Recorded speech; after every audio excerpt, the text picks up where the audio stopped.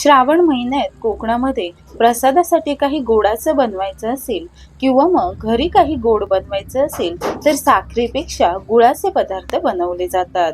अतिशय पौष्टिक आणि पटकन बनवता येईल अशी ही लापशी बनवण्यासाठी एका कुकरमध्ये 1 चमचा तूप घेतलं. मध्यम गॅसवर तूप गरम झालं की यामध्ये 1 वाटी भरून ही दलिया घातली. गव्हाची भरड किंवा रेडीमेड जी दलिया मिळते ती सुद्धा वापरू शकता.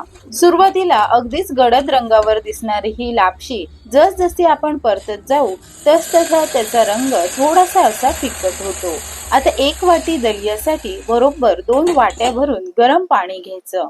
हे पाणी यामध्ये घातलं की व्यवस्थित असं मिसळून घ्यायचं आणि नंतर कुकरचं झाकण लावून बरोबर 3 शिट्ट्या करून घ्यायच्या. सुरुवातीलाच दलिया व्यवस्थित भाजली असेल आणि पाण्याचं आणि दलियाचं प्रमाण असं योग्य असेल तर मात्र कुकरमध्ये शिजवून सुद्धा ही लापशी जराही चिकट किंवा पातळ होत नाही. पूर्णपणे शिजून येते आणि सोबतच दिवसभर मस्त अशी मऊ आणि मोकळी राहते. कुकरमधली वाफ गेली की कुकर मी खोललाय आणि आता बघा अगदी छान मऊसूत अशी शिजून आली. आता एका भांड्यामध्ये अर्धी वाटी भरून पाणी घेतलं आणि यामध्येच 1 वाटी गूळ घेतलं. हे गूळ पूर्णपणे असं वितळून घेऊ. शिजलेल्या दलियामध्ये नुसतं गूळ घातलं तर मात्र ते दलियाच्या अगदी आतपर्यंत जात नाही. त्यापेक्षा असं पाण्यामध्ये वितळून हे गूळ आपण घातलं म्हणजे पूर्ण या लापशीला छान असा सुगंध तर येतोच, सोबतच अगदी आतपर्यंत ह्या गुळाचा गोडवा जातो.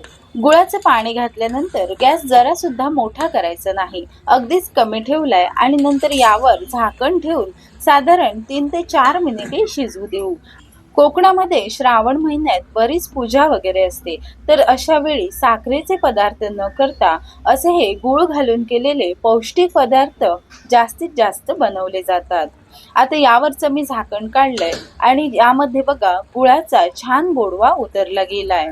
सोबतच यामध्ये अर्धा चमचा सुंठ पावडर आणि जे जायफळ असतं ते थोडंसं असं किसून घालायचं. गुळासोबत जायफळचा फ्लेवर खूप छान लागतो. 2 चमचे तुपावर हे असे खोबऱ्याचे काप मी परतून घेतले. आता हे काप सुद्धा या लापशीमध्ये घालू.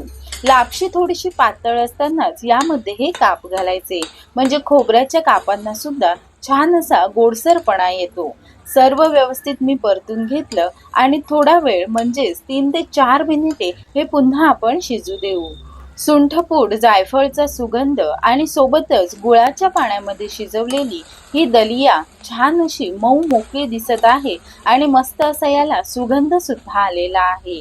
कुकरमध्ये शिजवून सुद्धा फार पातळ वगैरे न होता मस्त अशी मोकळी लापशी बनलेली आहे.